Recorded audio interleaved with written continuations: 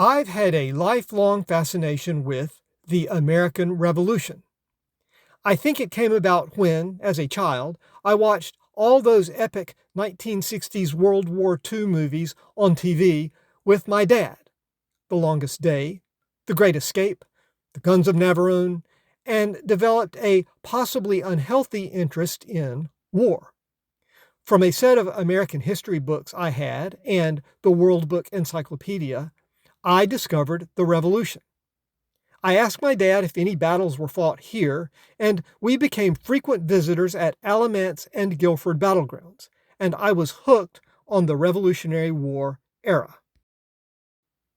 As a child of the TV generation, though, I wanted to visualize it, as you could do with World War II thanks to movies and TV. But art and illustration from the period is stylized, primitive-looking drawings or romanticized portraits that don't give you a real picture of the war. So in the mid-1980s, I began taking my camera to reenactments to capture images that would help me understand the battles. I challenged myself not just to get good photos, but also to exclude the then 20th century so I could see what the Revolution really looked like. At first, I went for cool action shots, like the 2nd Continental Light Dragoons firing a volley, or the 71st Highland Regiment firing back. The reenactors have an incredible level of commitment to their hobby, going so far as to make their uniforms out of wool material that's the same as the original. During events, many encamp for the duration, living as their ancestors would have done 250 years ago. I found that camp life yielded fascinating pictures too. Then I got interested in the military units represented and what stories their uniforms and regalia told about them. So this will be an episodic history of the war in our area, told in terms of the brigades and regiments, legions and companies that fought here. If you had ancestors in the war, maybe you'll see some of the units they served in or fought against, and leave with a picture of what they might have looked like. But if you see your ancestors here, they were on the other side. These are the Royal Highland Immigrants, later the 84th Regiment of Foot. The term foot simply means infantry, soldiers who move on foot. These were Scottish immigrants to North America recruited into the British Army. Elements of this regiment fought at the first major battle in North Carolina, Moores Creek Bridge down east, in 1776. This was where, at the start of the war, the Patriots routed Loyalists marching to support the British in Wilmington, thus securing North Carolina and its government at the state and local levels for the Revolution, and making it really hard to be loyal to the king. At Moores Creek, Americans fought Americans. I'll be using British and American for clarity, but keep in mind the Revolution was a civil war, and many of the troops that fought for Britain were American. The Highlanders are wearing red coats and kilts. Red coats were reserved for the regular British Army.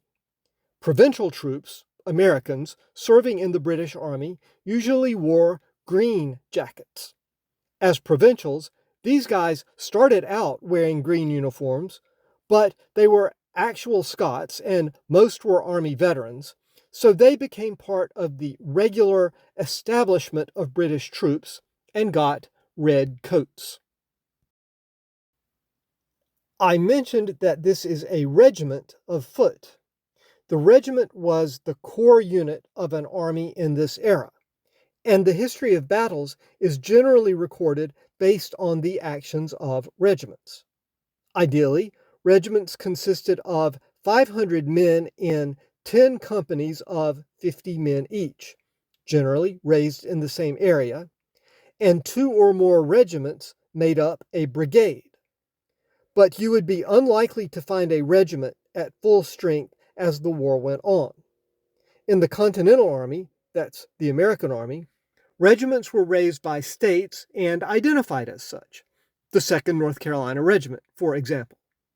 In both armies, regiments were differentiated by aspects of their uniforms, like the lapels, called facings. After Moores Creek Bridge and a failed British effort also in 1776 to take Charleston, most regular Army action took place in the Northeast and Mid-Atlantic states. In North Carolina, we had some partisan activity, in particular campaigns in the western part of the state against the Cherokee, who were allied with the British. But things here didn't heat up until the war moved south and the regular armies arrived in 1780. This is the Guilford militia. The militia in this era was not just guys running around in the woods with guns. It was an agency of state and county government that provided security at the local level. Militia members helped out with civic tasks like building roads and bridges, searching for lost children, or forming a posse if the sheriff needed one. And the captains collected the taxes in their militia districts. The militia could be called into state service like the National Guard today. There were loyalist militias too, often with local leaders commissioned by the British Army. There's an anachronism in this photo. No disrespect to these reenactors intended. Facial hair was not in style during the Revolutionary War era, to the point of being considered taboo, like tattoos when I was in high school. Think of the painting of the Founding Fathers signing the Declaration of Independence and other art from the period. No one has a beard or a mustache or a goatee. Especially for the British, it was part of military discipline to shave every day. But on neither side would you have seen facial hair as fashion. The association of militias with American troops, especially the Minutemen in Massachusetts, has led to the great myth of the Revolution, that the crafty Americans hid behind trees with their Pennsylvania long rifles, fought Indian style, and shot down the British in their pretty red coats.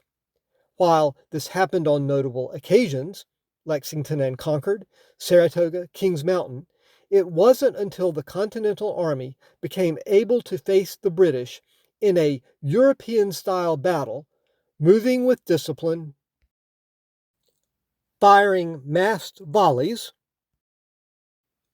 charging with bayonets, and withstanding British bayonets, that the Americans stood a chance of military success.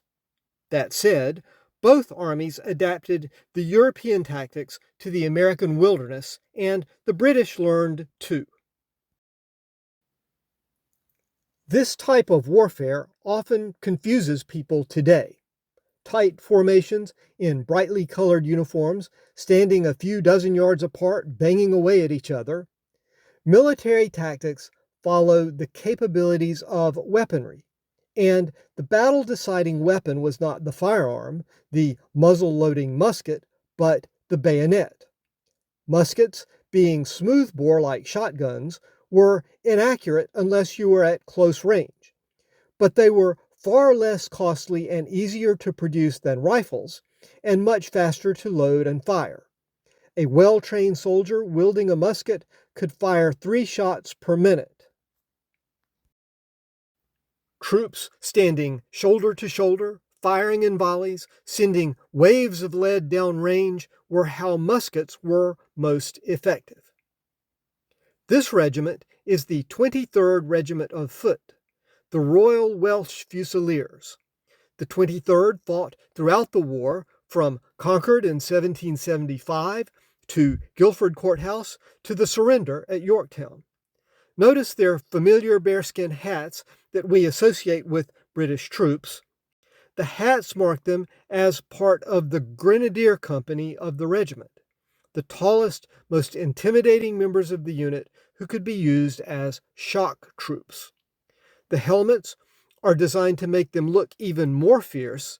The metalwork catches the light and across a battlefield appears almost as a face, so that they loom even larger than they are. The goal of massed musket volleys was to enable units to maneuver into position from which they could deliver the bayonet. The bayonet was an 18-inch steel spike. It was a formidable weapon, and the British Army was the best in the world at using it. It was so fearsome that lesser armies, including the Americans, would more likely retreat or run away than face British bayonets. In the movies, bayonet charges almost always are incorrectly depicted as a headlong rush at the enemy when someone yells "charge." Unless the troops were already within a few paces of each other or were at a moment of crisis, a bayonet charge unfolded at a steady walk. At a given command, it became a fast walk. It was only about 10 paces away from the enemy line that the troops would break ranks and rush forward. This gave unit commanders more control if the situation changed, if, for example, enemy volleys caused the charge to become disorganized. The troops stepped off at a pace of about 80 beats per minute. That's the pace of Beat It by Michael Jackson or A Day in the Life by the Beatles. But 80 beats per minute gets you there. If you think of a pace as 1 yard in length, and armies at an accurate musket range of 60 yards apart, a charge will cover that distance in less than a minute. On the other hand, that's time for well-trained defenders to fire 2 volleys into the charging troops. Accurate examples of bayonet charges on film are in Stanley Kubrick's Barry Lyndon, A Brief Scene, and Pickett's charge in the movie Gettysburg. Another reason troops fought in close order was command and control. There were no two-way radios or walkie-talkies, so orders were relayed by written or verbal messages, voice commands, and drums or bugles. Soldiers fighting individually or in small units like we see today would be out of communication and therefore out of the control of their officers. Even as late as World War I, communication still required tightly ordered troops, but weaponry had evolved to be much more lethal, and that combination led to mass slaughter. Commanders also needed to see what was going on from viewpoints often obscured by terrain or smoke, hence the colorful and varied uniforms and big visible hats. You've heard the term fog of war. The white smoke from massed musket volleys is where the term comes from. The Americans received rigorous training in the European style of warfare at Valley Forge in the winter of 1777 and 1778, under the Prussian drill master Baron von Steuben. As a result, at the Battle of Monmouth in New Jersey in June 1778 and afterwards, the Continental Army was a match for the British. After Monmouth, the war stalemated. George Washington and the Americans weren't strong enough to dislodge the British from New York, and the British weren't strong enough to destroy the Continental Army. So the British changed strategy. They figured if they could take the southern colonies, they could cut off the flow of troops and supplies to the north and bring the war to an end. They also believed that the South was full of loyalists ready to flock to the British banner.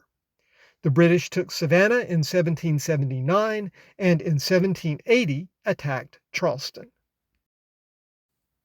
Serving in the Continental Army of the Southern Department, which defended Charleston, was the 2nd North Carolina Regiment.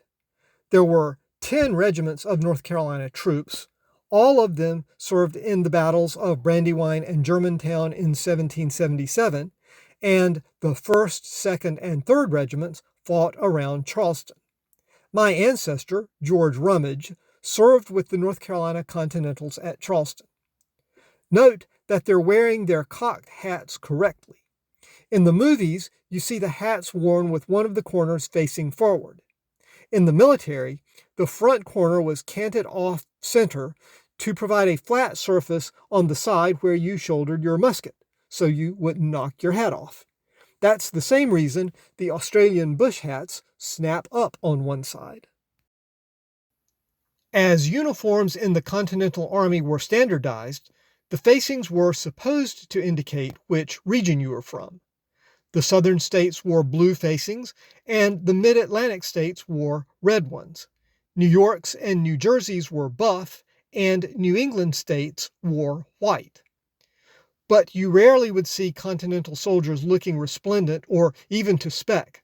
The states were responsible for raising and equipping the regiments they sent to the Army, and many lacked the resources or couldn't replace worn-out gear.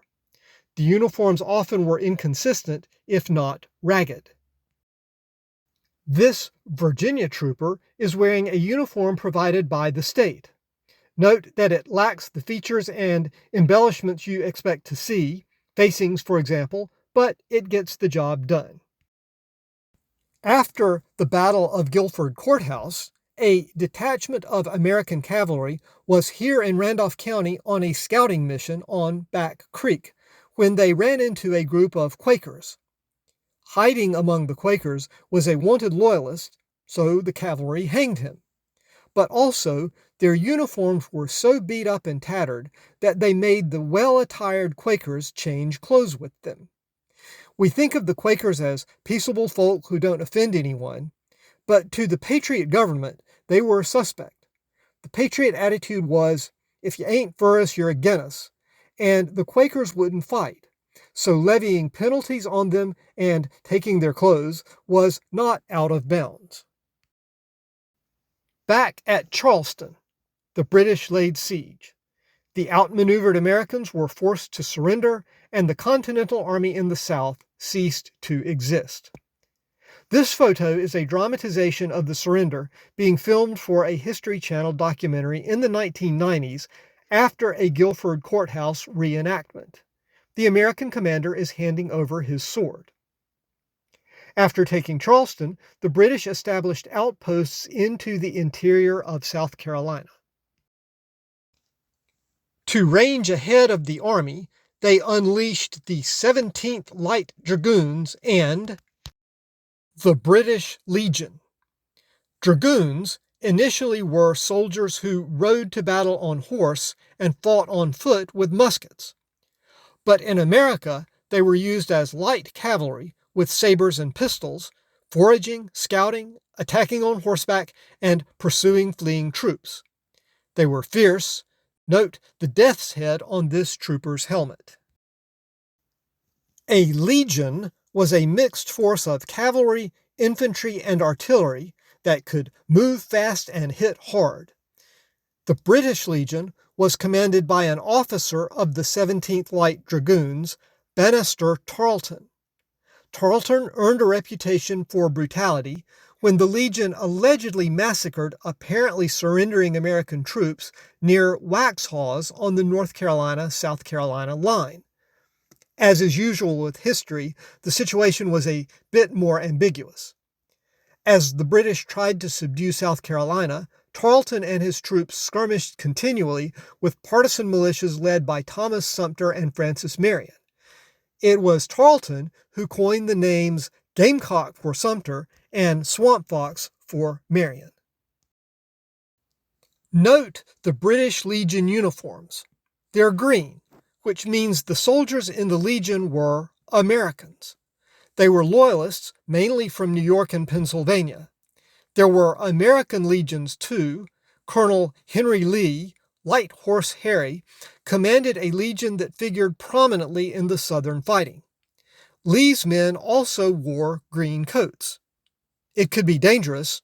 Shortly before the battle at Guilford Courthouse, a company of about 100 Loyalist militia under Colonel John Pyle marching through southwestern Alamance County to join the British Army, stepped aside to allow Tarleton's green-jacketed cavalry to pass.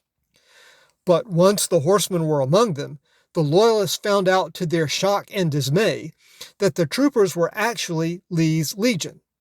Lee was taking advantage of the Loyalists' misapprehension, trying to pass uneventfully in hopes of catching up to Tarleton. But somebody noticed something, and Lee's men turned on the Loyalists, who were cut to ribbons. This incident became known as Pyle's Massacre or Pyle's Hacking Match, and had the effect of tamping down Loyalist support for the British. Back to South Carolina well before that. With the British strategy working and no American army opposing them, George Washington scrambled to respond. He assembled a new Continental Army for the South under General Baron Johann de Kalb. At the core of the army were the Maryland and Delaware brigades, well-trained, veteran Continental troops. Maryland is here on the left, Delaware on the right. They're from the mid-Atlantic states, so they have the familiar red facings. Note the gold trim on the Delaware's hats. To augment the Continentals, Virginia sent its militia, and the North Carolina militia also joined. On the way south, those various elements of the army, including the swamp fox Francis Marion and his men, converged and camped at Buffalo Ford on the Deep River between present-day Ramseur and Coleridge, right here in Randolph County. It was here at Harmon Cox's mill on the night of July 24, 1780, that command passed from DeKalb to General Horatio Gates, who had been appointed by Congress against Washington's wishes to lead the army. DeKalb was a superb commander. Gates was not. Gates marched south, made all sorts of bad decisions, and ran right into a British buzzsaw at the Battle of Camden. The Maryland and Delaware regiments held out to the last, but were decimated, and another American army was lost. If there was a bright spot, a Maryland regiment held in reserve largely escaped, as did some fugitives from the other Continental regiments. They would form the core of yet another Southern Continental Army. Congress finally let Washington pick a successor for the disgraced Gates, and Washington chose General Nathaniel Greene. The army had moved to Charlotte, where Greene found it in disarray, but he wasn't deterred. He used his skill as Washington's former quartermaster to resupply the army and draw in new troops. He sent Lee's Legion to cooperate with partisan leaders like Francis Marion, and he sent a strong detachment under General Daniel Morgan west into the South Carolina backcountry. If the British commander, General Charles Lord Cornwallis, attacked the main army, Morgan could overcome the British outposts in the west. But if Cornwallis pursued Morgan, the main army would have free rein in the east. Cornwallis, in turn, detached his own force, commanded by Tarleton, to pursue Morgan. It included the British Legion, the 17th Light Dragoons, and elements of 3 Redcoat infantry regiments, including the 7th Regiment of Foot, here on the left, and the elite Scottish 71st Highlanders, here on the right. You saw this regiment at the beginning wearing kilts, but as the war progressed, they found trousers to be more practical. Morgan had almost twice as many troops as Tarleton. He had a battalion of Maryland and Delaware Continentals and the Virginia State Militia, who were well-trained state-sponsored troops, mostly Continental Army veterans. He also had a capable cavalry force, the 3rd Continental Light Dragoons under Colonel William Washington. But half of Morgan's force was North and South Carolina militia. The militia had a bad reputation in the American army. They used civilian muskets that could not mount a bayonet, and even if they could have carried bayonets, they weren't trained in their use. They weren't full-time soldiers. Throughout the war, the American commanders had tried to place them in line with Continental troops, but the militia would give way when the British advanced. That's what happened at Camden.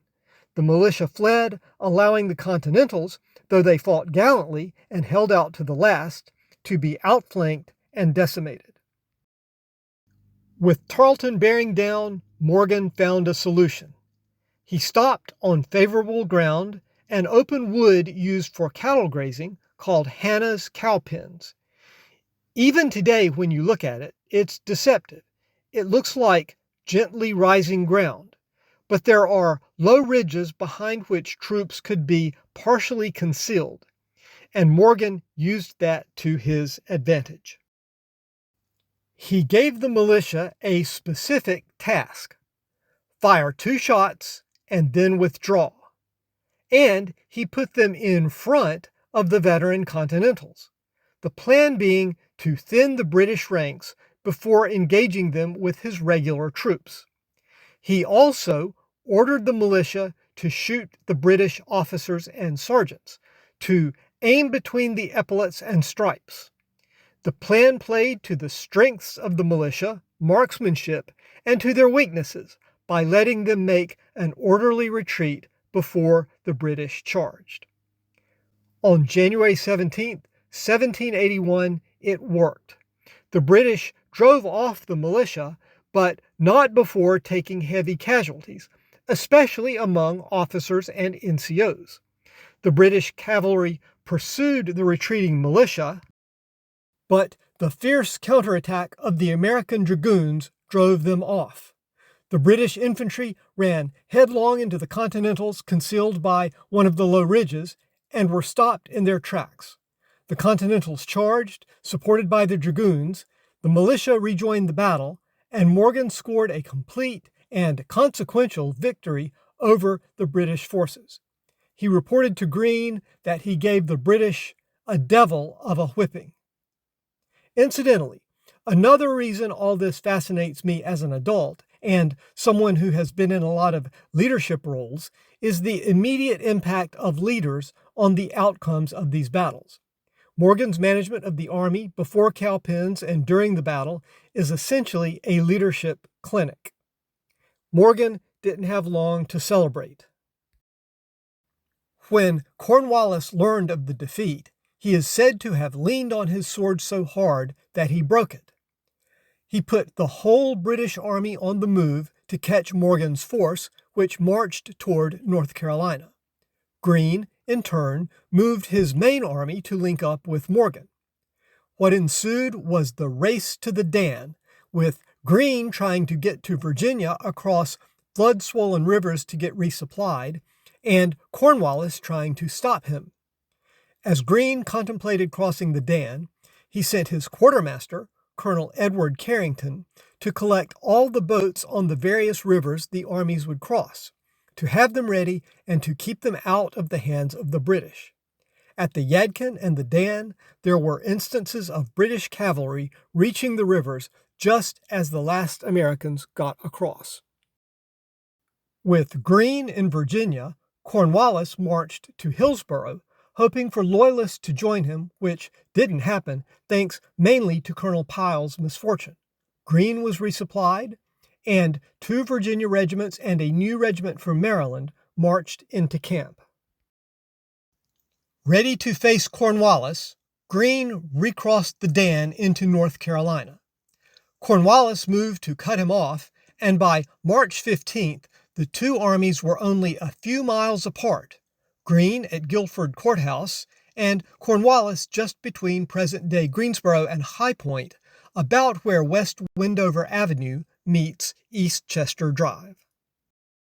Before the two armies met at Guilford Courthouse, there were 3 major skirmishes along what we now know as New Garden Road.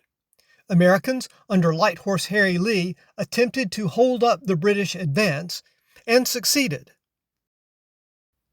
Among Lee's troops were Kirkwood's Delawares, Remember the gold-trimmed hats?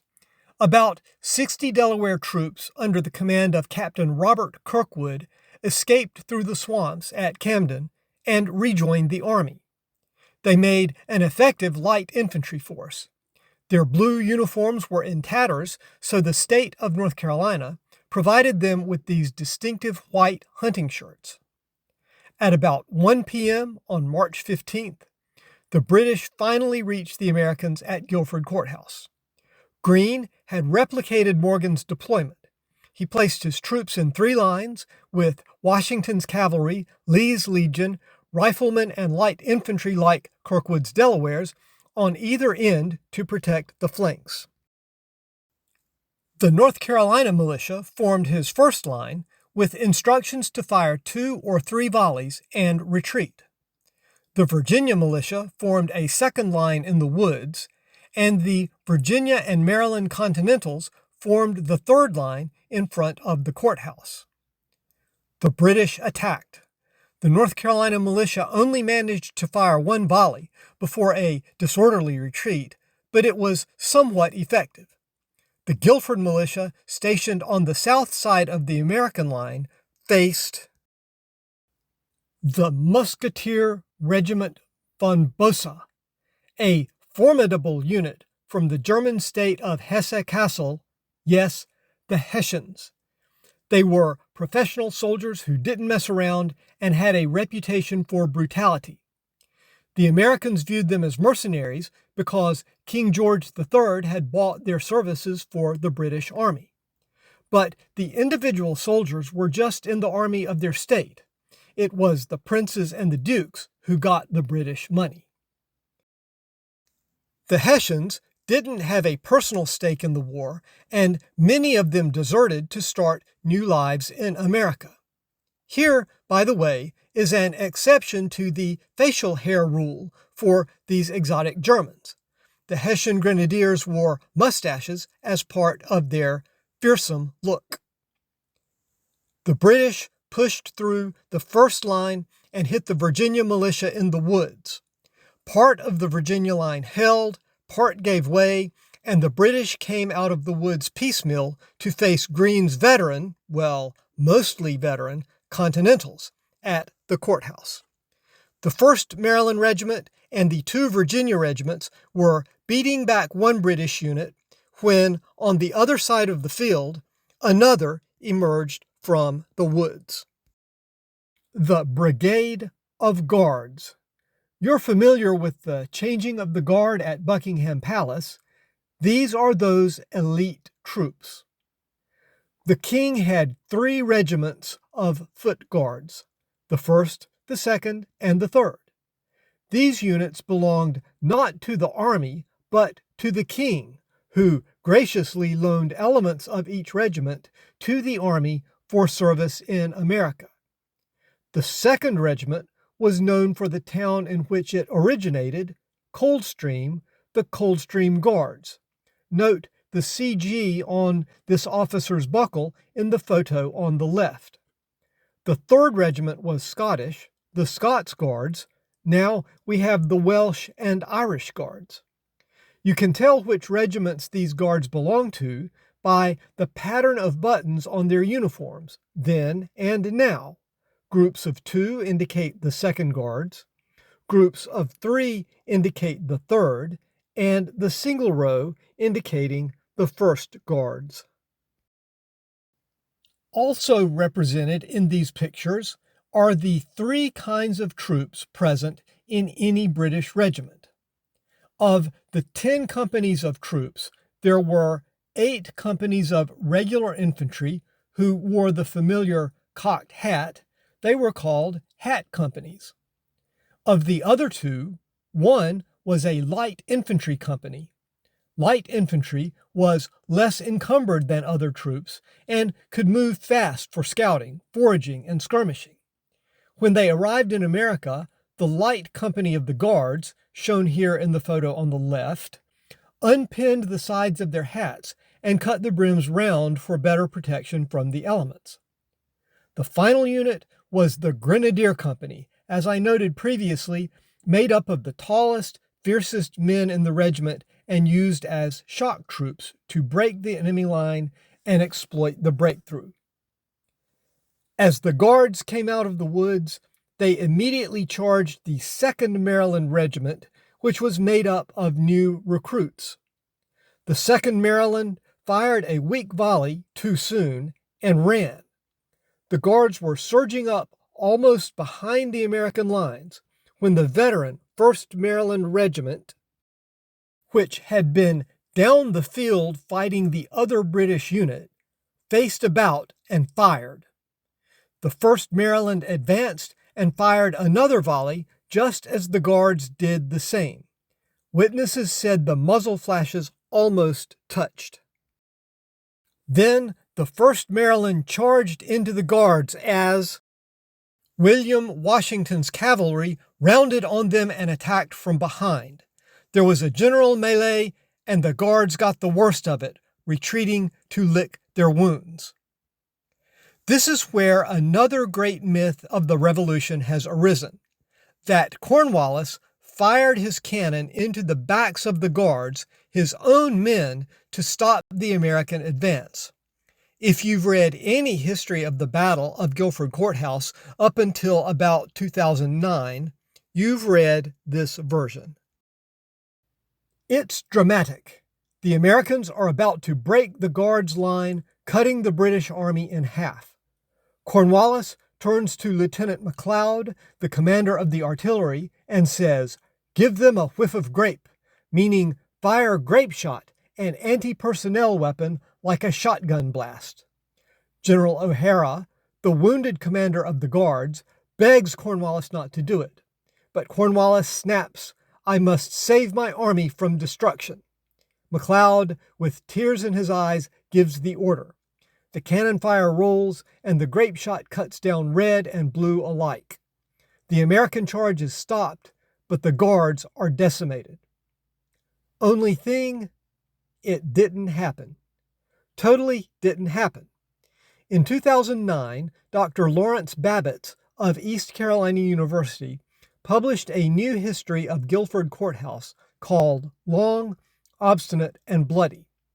Babbitt's combined battlefield archaeology with first-hand documentary evidence to develop a detailed picture of what happened on the battlefield and who was where, when. Babbitt discovered that there's only one place where the grape shot story appears. Light Horse Harry Lee, toward the end of his life, had made some bad investments and was broke. That's why his son, Robert E. Lee, had to marry rich. Light Horse Harry needed money, so he decided to write a slam-bang, best-selling account of his Revolutionary War exploits. As he wrote about Guilford Courthouse, he concocted the story of Cornwallis firing into his own men. Whether it was conflated memory or something he heard, he wasn't even on that part of the battlefield, or something he made up for dramatic purposes, his account has dictated history throughout the subsequent decades and centuries. But Light Horse Harry's story doesn't add up. Babbitt could not find the account anywhere else, and details were wrong. General O'Hara was fighting with the Guards, not begging Cornwallis for anything. The Guards were driven off and hurt badly, but not decimated, and reformed to join the battle. The 1st Maryland was not cut down, but made an orderly withdrawal from its advanced position. Babbitt did find that the artillery fired briefly in order to discourage what looked like a cavalry advance, but that was it. Myth dispelled. In any event, at this point, the other British regiments, the 23rd, the 71st Highlanders, had made their way out of the woods and now outnumbered the Americans. Greene already had ordered a retreat after the 2nd Maryland ran. By not holding the battlefield by traditional standards, the Americans lost. But when Greene was asked by Light Horse Harry Lee why he didn't order a general charge when the Guards were on the ropes, Greene said that he would gladly sell Cornwallis another piece of ground at the same price. Greene knew that he had preserved his own army while rendering Cornwallis's ineffective. In fact, about a quarter of the British troops were killed or wounded, and Greene had drawn Cornwallis hundreds of miles from his base of supply in South Carolina.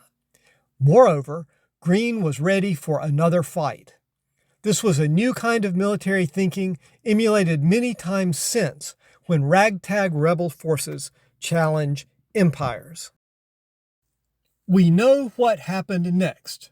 Cornwallis marched to Wilmington, through Randolph County, by the way, camping around Bell's Mill, where the Randleman Dam is today, and then to Wilmington, and finally to Yorktown to get resupplied by sea. Greene opted not to follow him, but to march back into South Carolina. Greene fought 3 more big battles and lost each one.